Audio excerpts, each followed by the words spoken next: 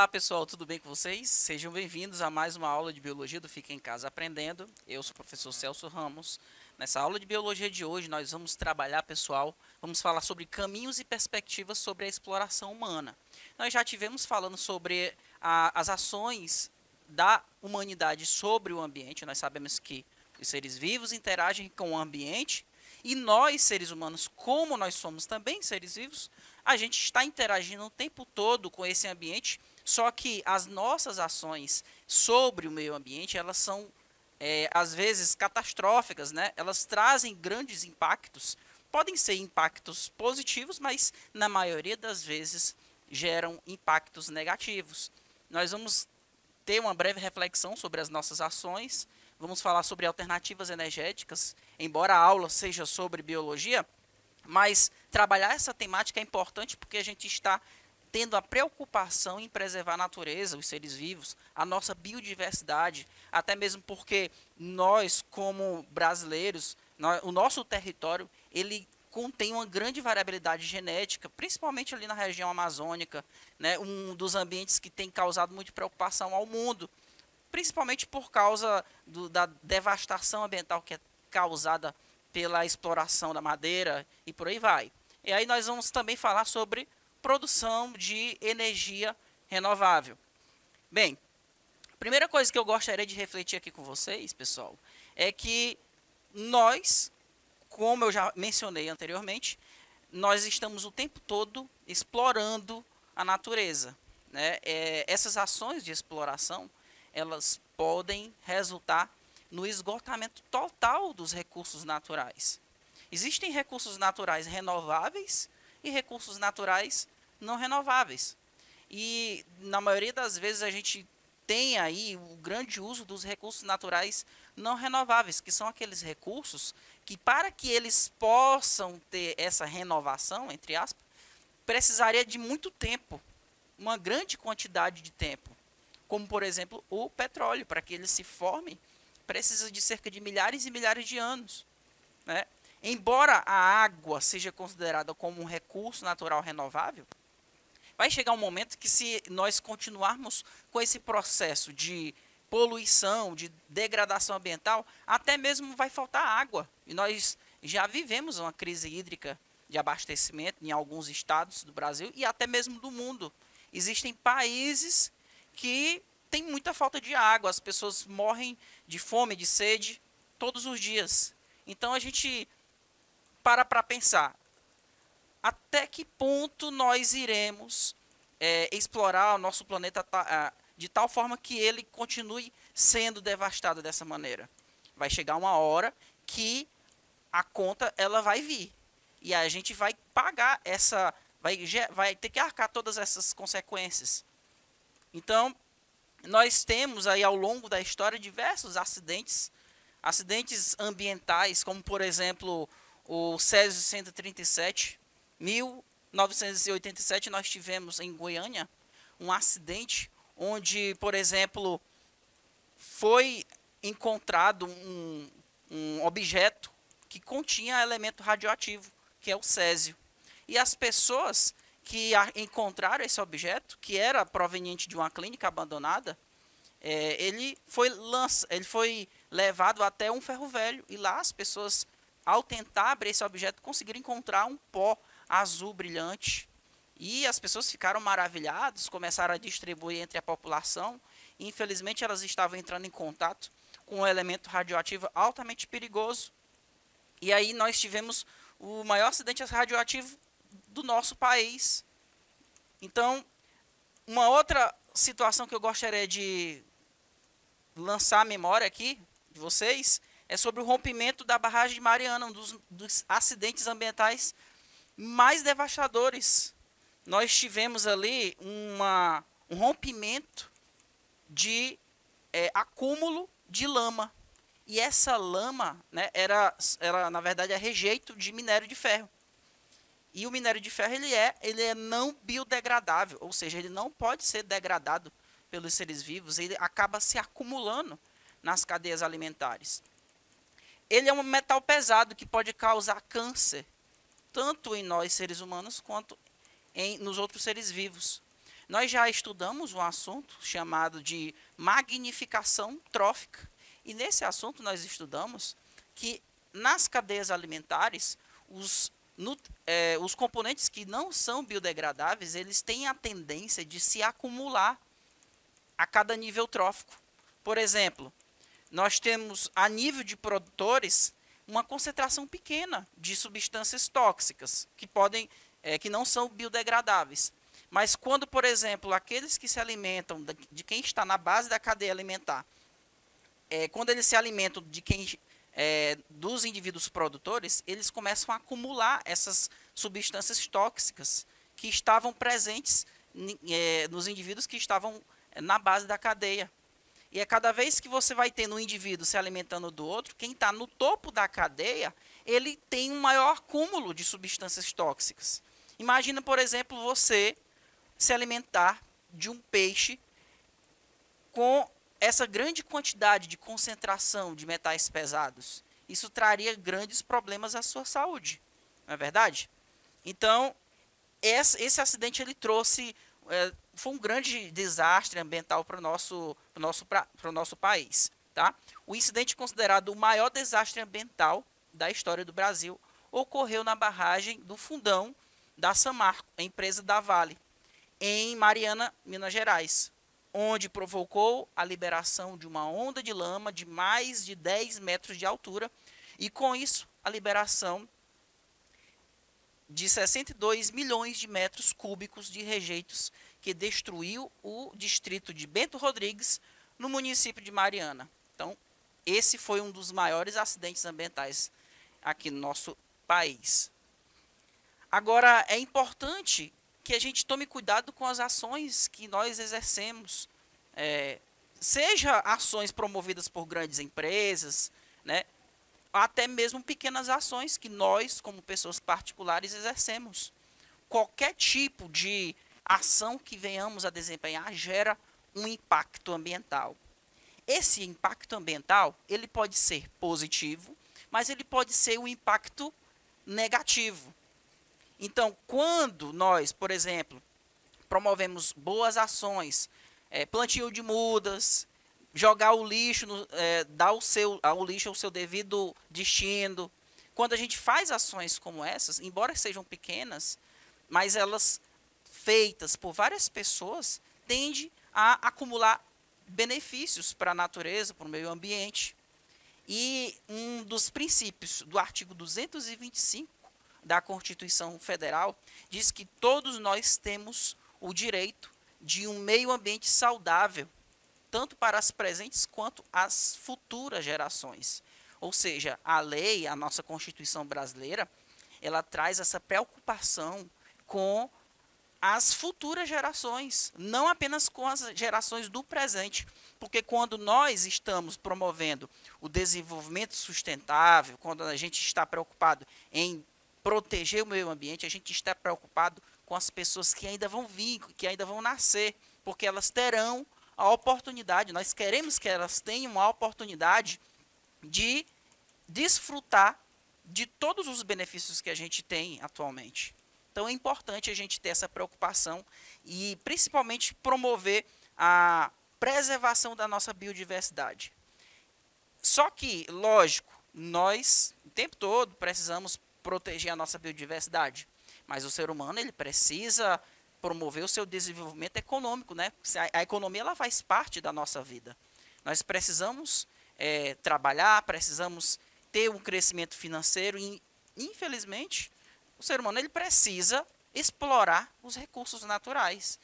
Então, nós temos aí a exploração dos recursos naturais em vários níveis. Por exemplo, nós temos exploração de minerais, exploração de petróleo, nós temos que nos alimentar, porque nós obtemos o nosso alimento diretamente da natureza. Você precisa comer um animal, um peixe, né?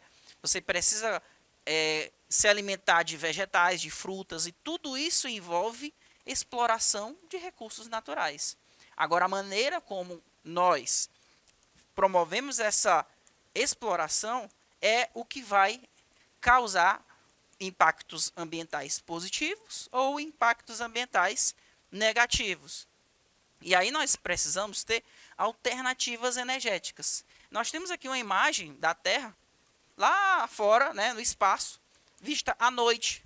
E você pode observar, pessoal, que existe um grande consumo de energia elétrica.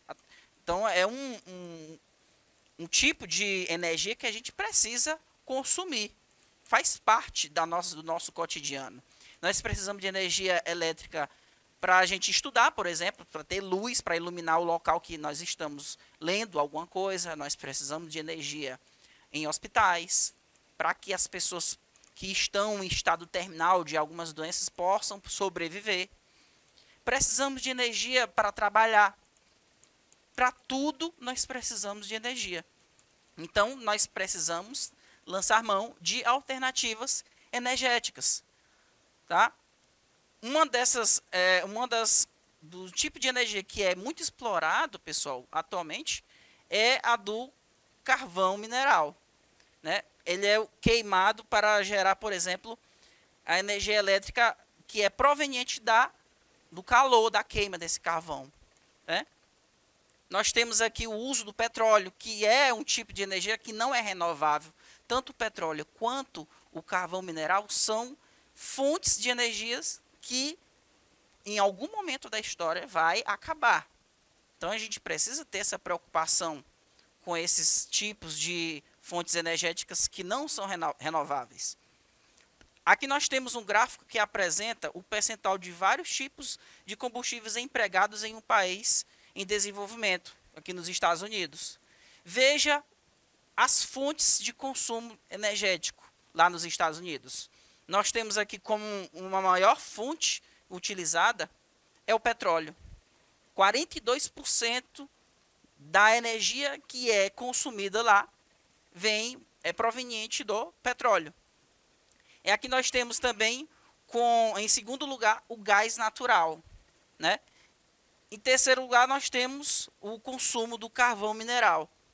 Percebam que em um país desenvolvido, o maior consumo vem de combustíveis fósseis, ou seja, combustíveis que são resultantes do processo de fossilização, como o petróleo, como o gás natural, como o carvão mineral.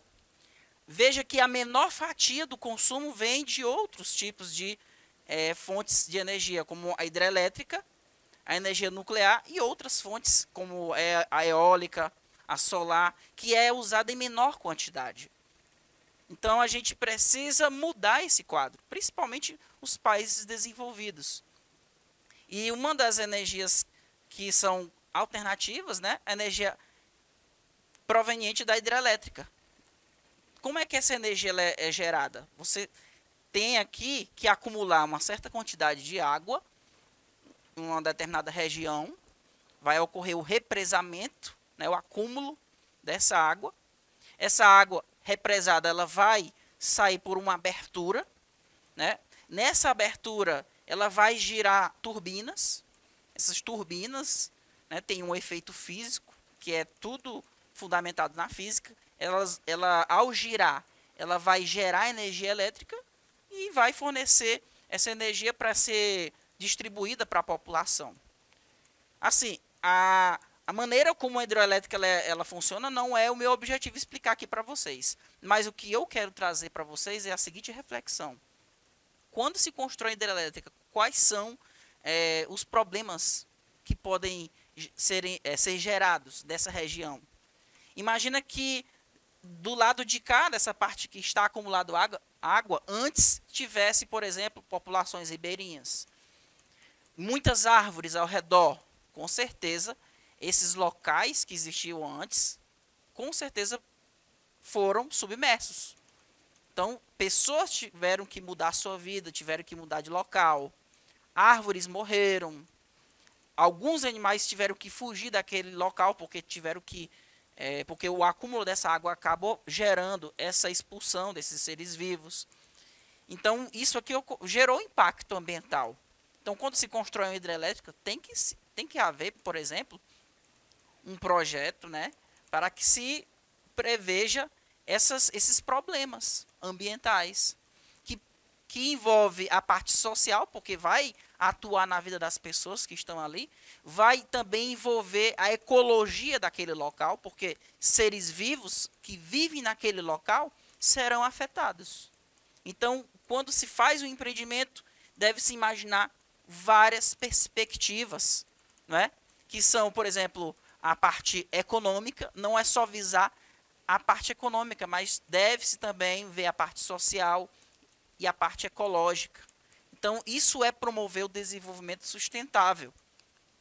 Nós temos um outro tipo de energia que é a energia nuclear, que é proveniente de reações com elementos radioativos para gerar energia elétrica.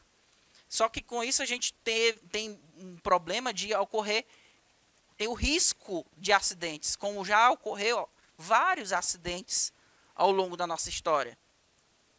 Então, a energia nuclear é obtida pelo emprego de substâncias denominadas combustíveis nucleares, cujos núcleos atômicos são desintegrados no interior dos reatores de fissão nuclear.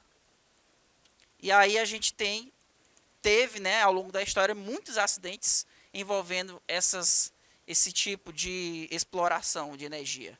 Então, o perigo ele é constante, ele é iminente. Agora nós temos um outro tipo de exploração, que é a produção de etanol, energia proveniente de biomassa. Você pode utilizar, por exemplo, a biomassa, que é que é toda aquela composição química dos seres vivos para produzir um combustível. É o exemplo aqui da fermentação do açúcar, da cana. Esse processo de fermentação, ela vai gerar o álcool, fermentação alcoólica, o etanol. Esse etanol ele é utilizado atualmente como combustíveis, né? Nós temos também a produção de biodiesel. Existe uma frutinha de uma planta chamada mamona. Ela gera um tipo de óleo que pode, com um processo de reação química, pode formar o biodiesel, que também é combustível. Substitui o óleo diesel, que é justamente essa aqui, a frutinha da mamona, certo? Nós temos a energia solar também como uma alternativa de energia limpa. Só que a energia solar, nós sabemos que ela é um pouquinho cara, né? Até porque essas placas de silício aí, ela tem um grande valor, certo, pessoal? Nós temos também a energia eólica, onde se faz esse giro desses geradores através do vento. Só que é um tipo de energia que ainda é pouco explorado. Nosso Brasil ele tem um grande potencial de exploração desse tipo de energia. Mas, infelizmente, ainda não se chegou à devida exploração que deveria ter. A natureza pode suportar a atividade exploradora da humanidade, desde que não se ultrapasse determinados limites. Teoricamente, nossa espécie poderia viver em harmonia com a natureza, conciliando o uso e a exploração dos recursos com os níveis naturais de oferta.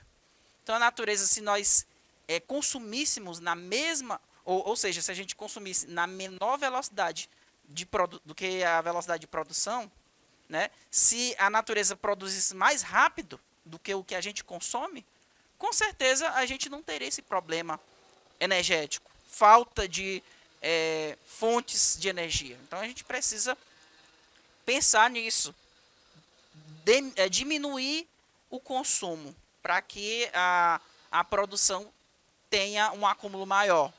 Então, pessoal, é necessário que nós, como seres vivos, tenhamos essa consciência de que nós estamos vivendo em um planeta, esse planeta é a nossa casa. E a ecologia, ela estuda a relação que existe entre os seres vivos e o ambiente e a relação que existe entre esses seres vivos. Então, essas interações, seres vivos e seres vivos ambiente, ela gera impacto. Então, a gente precisa refletir nos impactos que nós causamos sobre o ambiente. Nós precisamos tomar cuidado com as nossas ações. Essa foi a nossa aula de biologia de hoje, sobre a perspectiva da nossa exploração, do nosso consumo. Então, a gente precisa tomar cuidado com a nossa vivência no nosso planeta. A gente precisa ter essa consciência. Pessoal, Essa foi nossa aula de biologia de hoje. Espero que vocês tenham entendido. Aguardo vocês na próxima aula. Até mais. Tchau, tchau.